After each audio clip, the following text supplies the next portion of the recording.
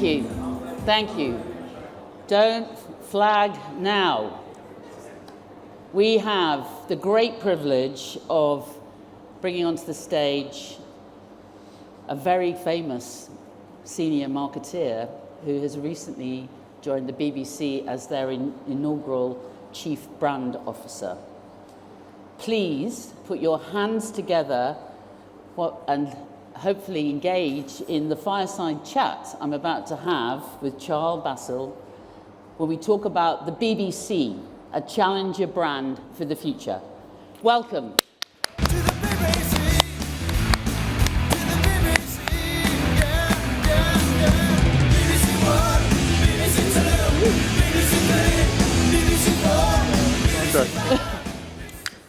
Well, I get Proud Mary played every time I get on stage, so we thought we'd give you the BBC. Thank you very much. Nice to meet you all. Hi. Charl, this is a big job, and you have a big history and reputation. Tell the audience who you are. I think that might be overplaying it just a little bit. I'm a kid from South Africa, born to immigrant parents, and I studied engineering and just found my way into marketing in a couple of institutions that I think were really formative. So I did my time at Bain & Company to learn all about business. I joined South African Breweries, as it was known back then, and then SAB Miller, and then AB InBev, the little South African business that sort of took over and took on the beer world. And in those roles, I did a number of marketing. I sort of discovered my love for marketing. Actually, can I share an anecdote? Please. I think it sort of speaks to why I became a marketer in the first place.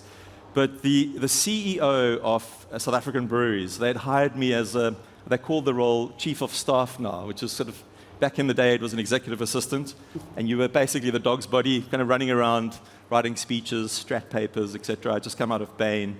And he was going to the US after our acquisition of Miller Brewing Company. And he said to me, right, Charl, it was actually a bit more than that, because back in those days, Norman was sitting on the other side of his beautiful walnut desk, smoking his cigarette in the office, and he'd call me Bassil, as they did in those days. So, Bassil, what are you going to do, my boy? So I wanted to sound like I knew what I was talking about. And I said, look, Norman, I want to be at the center of growth. So it's either mergers and acquisitions or it's organic growth through marketing. And he looked at me and he said, Charl, mergers and acquisitions is like hunting. You kill the animal, you bring it home, and you feed the family for a week. He said, marketing is more like farming.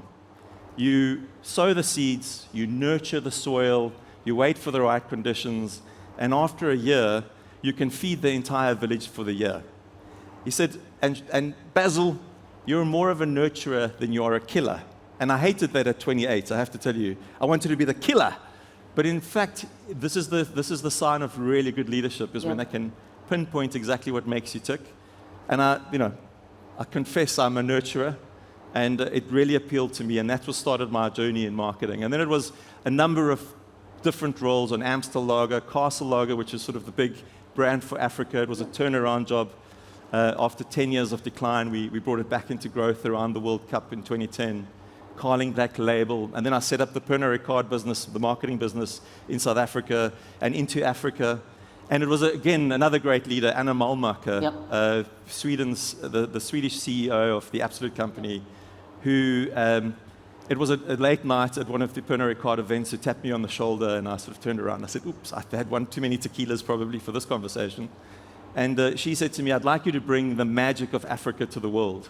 Because we had done campaigns for Absolut, doing partnerships across Kenya, Angola, Rwanda, etc., to really bring the Absolut brand into Africa through music partnerships.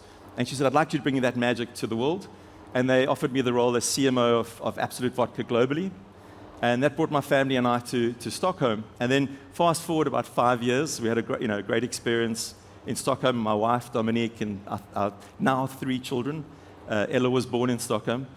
And it was then that the BBC approached me. It was sort of a 2-year conversation, actually. They were creating this role of Chief Brand Officer, wanted to sense if there was any interest. And it was really Tim Davey who's, again, brilliant leadership, on our chat over Teams or Zoom, whatever it was, said to me, Charl, do you really want to be remembered for another flavor of vodka? Or do you want to come and help us fight for freedom of speech and democracy? And then he dropped his mic and walked off stage. And how can you say no to that? Absolutely. And so my family and I moved here a year ago, and it's been a year in the role. Fantastic. Well, thank you for that, because I think it's really important for us to understand you are one of us, right? And that's very different to perhaps how the BBC's historically been perceived in terms of like being an institution as such. Yeah. So, but yes, go just ahead. on that note, actually, I think it was probably the biggest surprise for me. Yep. And I'll say this quite openly, it was the big surprise for me, because I was warned by people that you're joining an institution. Yep. And be aware of that, Charl, you're the outsider coming in, which, by the way, as a Lebanese South African, you're always the outsider, no matter where you go. But I say that in jest because I've never truly felt that. But coming into the BBC, what I've really been inspired by and been actually surprised by is just how welcoming, how inclusive, how real, how down to earth, how feet on the ground people are in a very, very difficult environment. Yep. In a very fast changing environment. You've got real people who are doing their best to inform, educate, and entertain, and do it in a way that's true to our emerging British culture that's inclusive of people like myself. So thank you for welcoming me to this great nation. Oh, you're very, very welcome. Yeah. The BBC is a global heritage brand, and people have very kind of extreme black and white views of it. It's nearly a century old now. Yeah, it's more than a century. More than a century old. It's rooted in public service and storytelling.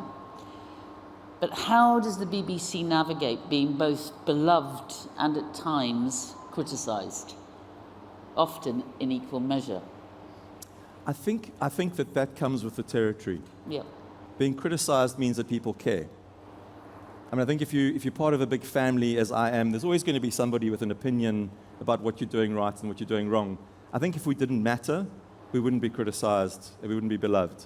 So I think it's a really positive thing to experience that. And when I read, as I do, the sort of daily complaints about the BBC, it's typically 50% left and 50% right, Mm-hmm. I just sort of use that more generically, but it tends to suggest that when you're a platform for multiple perspectives, you're going to be criticized from both sides, and rightly so. And it does keep us honest, and it does mean that we have to try harder to represent the many voices of the UK and beyond. Yep. But it also means that that's typically around the news, which is quite a polarizing news cycle at the moment. And if you're going to social media, it's polarizing the world even more. If, as an institution, as a brand, we take the responsibility of actually bringing people together, we have to be open to the idea that we're representing multiple perspectives and really pursuing truth with no agenda. We have to take on the responsibility of being a platform for homegrown creativity and talent and really lifting the stories of Britain. And then we have to find ways to really bring people together around the big moments, whether that's sports or a coronation or indeed an election. Those are the things that are in the charter. Those are the things that are within our mandate. And people take that very seriously. So yes, of course there's going to be criticism. And yes, of course you've got to put your, what do they call it in the UK? Your big boy pants on. I think that's the expression. So I think that, or your big girl pants. I don't know what it is, but that idea of really kind of going, that's part of the remit. And as a South African, having grown up during sort of a very volatile period in our history, I was 17 when Nelson Mandela was released. Yeah. I mean, there's an honest reflection on your own history. Yeah. My parents came from Lebanon. I've got the battle scars that suggest when you're going through change and transition that you really need to embrace that if you really have a positive vision for the future, and that BBC does, and the people that work there do. So I came in because this is a belief job. It's a meaningful job, rather than one that was just the next step in a career. Absolutely, and in Britain that is changing and evolving, and we, the BBC's role, within our society is fundamental in a lot of ways to how we are perceived in the rest of the world. Yeah, I mean that is a big issue for, I think, a lot of us, because the soft power that the BBC has given, certainly me, when I was living and working in the United States for many, many years, the Beeb was up there. Do you feel now that that's diminished in any way? Well, I think what it means is that as a brand person, that the opportunity exists to really focus on building the brand for a new generation. And I think that's it's been part of what I've been saying to my own team, and what I'll say here as well is, if you're the incumbent brand in any category, whether it's I was in the alcohol industry for 22 years, we've heard from people who have been in the chocolate industry. I've heard some really good talks here. It's the same thing, really. When you're the incumbent, you have to accept that there's going to be interlopers, new entrants. All the big streamers have arrived. They've got their budgets. So what is the job of the brand is to go, what do we want to be? We want to be a global, digital-first media brand that has public services values at our hearts. Right. And then think like a challenger brand. Yes. And so the things that I've been asked to do, and the things that I want to do, is for us to think about what it means to be a challenger brand. And that means to focus on the things that brands do, which is, Kantar. I was just chatting to Yes. Lynn, who was on the Yes. stage earlier on from Kantar. They have brand power. Yeah. So we've deployed brand power as a tool within the BBC to look at the master brand, to look at our genre brands, to look at our programming, and really think about salience, relevance, and distinctiveness. And that becomes a lens that you go, right, are we relevant with these brands for particular audience groups? And are we, when we look at the universal value that we're promising, which that's, most brands can say we've got one audience with a very, very sharp positioning. When you're universal, it's quite hard to be, very sharp in your positioning. So what we try to do then is to look at the portfolio of brands and ensure that those brands are covering particular audience groups. So it's thinking about audience segmentation, using a tool like brand power, and then I'm just introducing now the idea of demand space mapping. Okay. Where you take your need states in the media space and then plot that against your audience segments, and that gives us a view of kind of what we're doing relevant, salient, and distinctive across the map, and that then sort of projects forward to 3 years, 4 years, 5 years. And I think as brand custodians versus pure growth practitioners, because I think in the world we can sometimes get drawn into the short-term growth challenge. What brand custodianship means is looking up and saying, do we have a brand that can deliver long-term sustainable growth? Which, when you're not a commercial organization, you sometimes, you might not be thinking about. But actually what's great under the current leadership at the BBC is that commercial mindset is being applied to our brand so that we can be relevant to the audience in the UK and to the next generation, who might be getting their content on YouTube, which is the case. 100%. So what does it mean to be bold, disruptive, experimental under the constraints of public funding and political scrutiny? Yeah. I mean, you have finite resources and infinite demands. Yes. So how do you prioritize? I think bold in this instance is about being choiceful. Okay. And I think the tools that I was mentioning earlier on help you to be choiceful, because then you can say, well, of all of these things that we're doing, when we measure relevance, we're not just measuring, by the way, personal relevance, because you could easily go down this algorithmic route, which most of our competitors go down, which is they're going after subscription or advertising revenue, and rightly so, that's the model. But that means that you have to go to personal relevance only. When you're a public service organization, you need to make sure you have societal value as well. So we actually measure in the relevance questions. We measure, is this something that's important to me? And do I see value in this for society? And those are the things that really give us our relevance score. So if a brand is a strong brand that maybe doesn't have the right attribution, which is the case sometimes, we do stuff that people think belongs somewhere to somebody else, do we need to ensure that attribution is back to the BBC? Challenge for a lot of brands. And then editorially, if we see gaps in the market that we're not fulfilling the needs, we can actually then, as brand custodians, work with our commissioning teams and say, actually, here's an opportunity to really go and deliver against a need with a particular audience group. I think that's what bold means in this environment. It's just thinking differently. because the content's really good. I mean, the people producing the content, it's actually exceptional work. It's premium quality content. As a new arrival in the UK, I discovered CBeebies, for instance. I have a 2-year-old at home. Yeah. And it feels to me like I don't have to worry when I put my 2-year-old in front of CBeebies. Absolutely. You know, versus I play much more of a curator role in other spaces. Yeah, yeah. I mean, I think that, you know, whether you love, and I definitely love the BBC, the content is really, it's so good. And we lose sight of that, especially the point you made there for our kids. You know, I mean, I'd feel a lot safer putting my granddaughters in front of, you know, CBeebies than I would in putting them on. And look, we have to learn. I think that's the other thing is if you've got a growth mindset, a commercial mindset in a public service environment, you then challenge yourself. You say, okay, well, what are we not doing right? Yeah. So it's easy to sort of say rest on laurels. There's lots that we can learn. There's lots that we want to learn. There's lots in terms of our product offering, particularly on BBC iPlayer, the oldest streaming service in the UK, the fastest growing streaming service in the UK. It's an interesting thing is to go, well, actually, we can improve our product. We need to invest in improving the user experience. So again, you know, if you put that commercial mindset into your mind and you think, are we delivering value to our audiences? Then you start thinking about content differently, you think about your product differently, and it allows the organization to challenge itself to be better and not to rely on kind of what we've achieved over 100 years. Yesterday, I ran a panel when I was talking to former global brand director of Diageo about what does trust look like in a post-truth world.